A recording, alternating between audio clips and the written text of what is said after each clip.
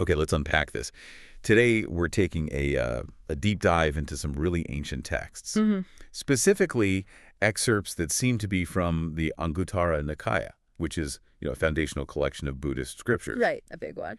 And these sources offer a fascinating, almost uh, granular window into how minds work, what leads to success or suffering, and the incredible impact individuals can have. Yeah, what's really remarkable about these texts, despite being so old, is how precise they are. Almost like an early form of psychology, looking at well-being. Right. Our mission here really is to pull out these timeless nuggets of wisdom, to reveal these fundamental principles about, our internal states and how they play out in our actions. And the sources we're looking at today, they're written in this very direct style, almost instructional. Very declarative, yeah. They lay out cause and effect so clearly, highlighting what helps and what harms. We'll explore everything from how our senses can sort of capture our minds to the profound impact of single actions. And we'll even look at some incredible historical figures highlighted right there in the texts. It bridges millennia. Exactly. So get ready for some aha moments, hopefully. Okay, so let's jump into the first part, where it gets really interesting. The first section we looked at, it starts with this really powerful statement about how certain things can completely overwhelm, like capture a person's mind. It's pretty striking. It is. It highlights that for a man, nothing else captures his mind quite like the form of a woman. Her sight, sound, smell, taste, touch. Wow. And crucially, makes it clear this isn't one-sided. It says nothing captures a woman's mind as much as the form of a man. His sight, sound, smell, taste, touch. So it really gets at the power of sensory experience, doesn't it? Absolutely. How deeply our senses can engage and, well, even dominate our minds. Okay, so if our senses can pull us in so strongly, how do the texts suggest we work with the mind itself? Regain some control. Well, that's where several other sections come in. There's a really consistent theme. The mind is key. The sources say again and again that an undeveloped, untamed, unguarded, unprotected, or unrestrained mind leads to great harm. Harm? How?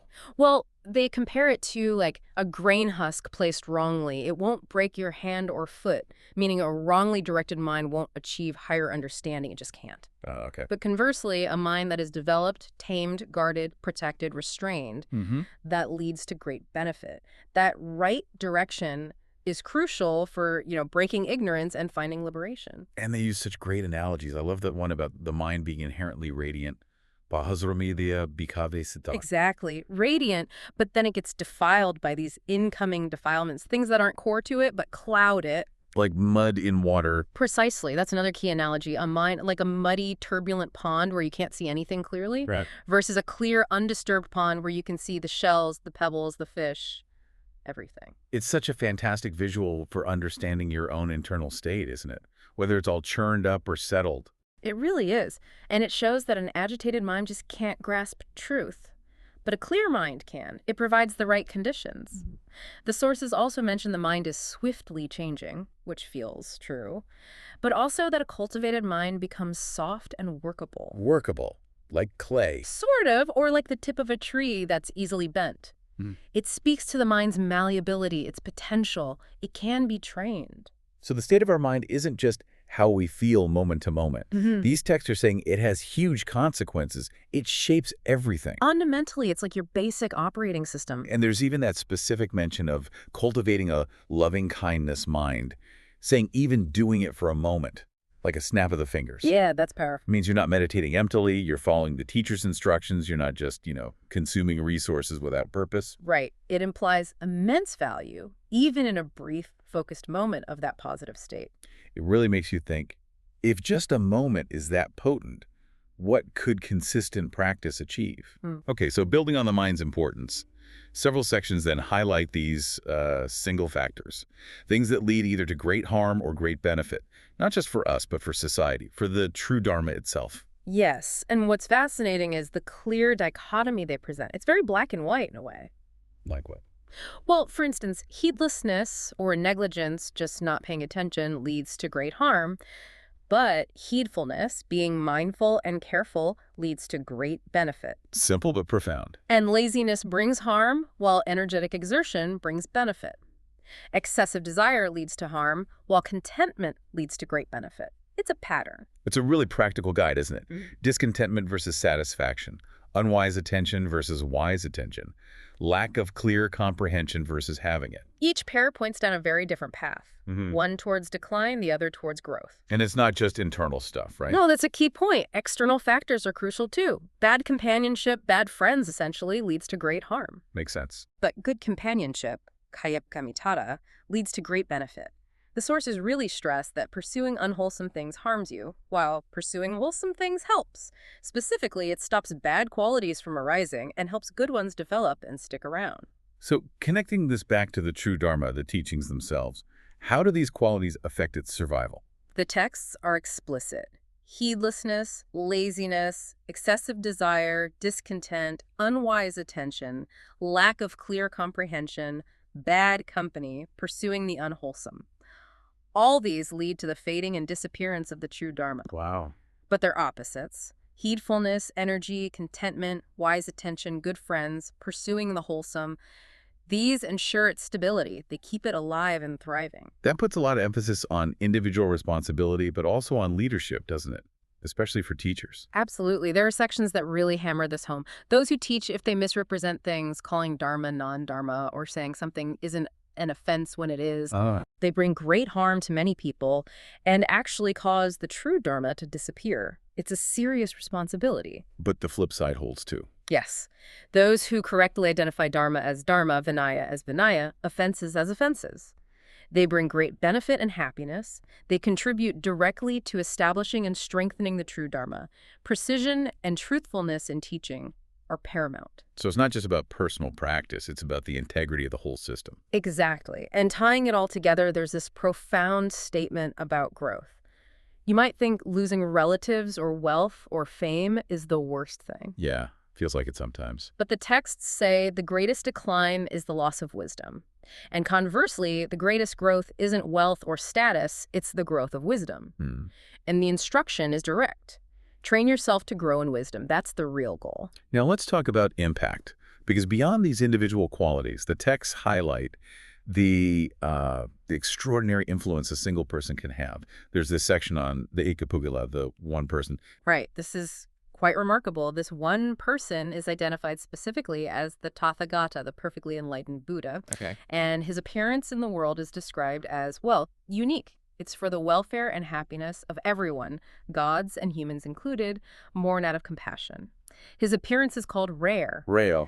And he's called a wonder human. His presence isn't just another event, it's transformative. So what does the presence of someone like that actually do, according to these texts? What changes? Well, connecting it to the bigger picture, the sources say the appearance of this one person brings forth a great eye, great light, great radiance. It's like turning on a massive light in a dark room. Okay. It enables the realization of 6 unsurpassed things, the 4 analytical knowledges, deep ways of understanding, and the penetration of various elements of reality. So deep insight. Deep insight, exactly. And crucially, it leads to the realization of knowledge liberation and these different fruits of the path like stream entry, once returner, non-returner, all the way to arahantship, full enlightenment. So his teaching unlocks the potential for liberation in others. That's the core idea. The transformative power of the Buddha's teachings brought into the world by his presence. And it even singles out one disciple, right? Well, Buddha. Yes. It says he's the only one who rightly carries on the Dharma wheel set in motion by the Tathagata. That's a powerful statement about his role and understanding. Shows the importance of lineage, perhaps. Definitely. And speaking of key figures, there's another section, the Ida Dagapai, that's like a who's who of early Buddhism. It lists the foremost disciples. Yeah, it's a gold mine of details. Monks, nuns, laymen, laywomen, each outstanding in some specific quality. Yeah. It really brings the community to life. It does. And the specifics are intriguing. Among the monks, you have Sariputta, foremost in great wisdom, as we mentioned, Mahamoggalana, foremost in supernatural powers. Wow. Ananda, who was the Buddha's attendant, is foremost in being learned, mindful, resolute, steadfast, and the chief attendant, naturally. And Upali, foremost in knowing the discipline, the Vinaya. And it wasn't just the monks. Not at all. Among the nuns, Kema is foremost in great wisdom. Upalavanag in supernatural powers mirroring Mahamoggalana. And Palakara, foremost in upholding the discipline for the nuns. So clear parallels and recognition across genders in these specific roles of excellence. Exactly. And the lay followers get recognition too. Anathapatiko, the famous merchant, is foremost among givers.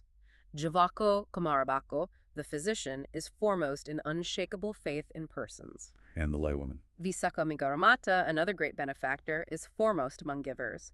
And Kujuktara is foremost among the learned laywomen. It really shows a broad recognition of different kinds of contributions, doesn't it? Wisdom, powers, discipline, generosity, faith, learning, all valued. Precisely. It paints a picture of a diverse community where different strengths were acknowledged and celebrated. Okay, wrapping up our deep dive, the final source we looked at, the Atahampoeng, presents this really fascinating set of impossibilities and possibilities. It draws this stark line between an ordinary person, The Putujano. right, and one accomplished in right view, an enlightened being, essentially. The Dia Sampano Pukulo. Yeah, and this section really asks, what's at the fundamental difference in how they see reality? And the answer is, Well, the texts state it's impossible for someone accomplished in right view to see conditioned things, basically everything that changes, as permanent or pleasant, or to see anything as having a fixed, independent self. but an ordinary person can see things that way. Exactly. An ordinary person can cling to permanence, pleasure, or self, where, according to this view, there isn't one.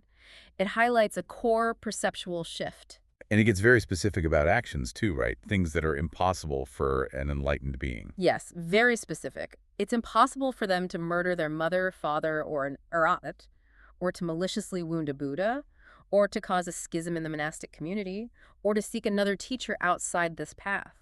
But all those are possible for an ordinary person. They are stated as possibilities for someone not yet awakened. It really speaks to the profound moral transformation that comes with enlightenment. Certain actions just become inconceivable. What about those unique occurrences? Right? Those are interesting, too. It says it's impossible for two fully enlightened Buddhas to arise at the same time in the same world system. Only one at a time. Only one. Same for two wheel-turning monarchs, these ideal universal rulers. Only one can appear at a time.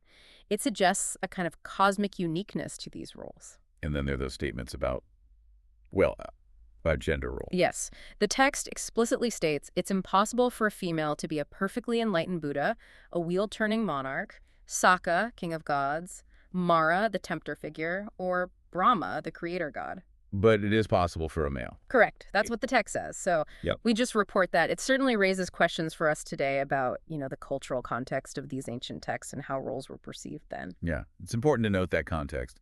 And finally, Finally, it lays out this unshakable law of karma.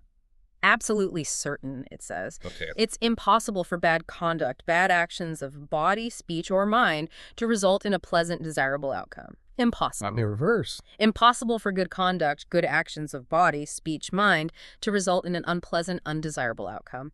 Bad actions lead to suffering, lower realms. Good actions lead to happiness, higher realms, presented as a fundamental law of existence. so after all that, what does this mean for you listening right now?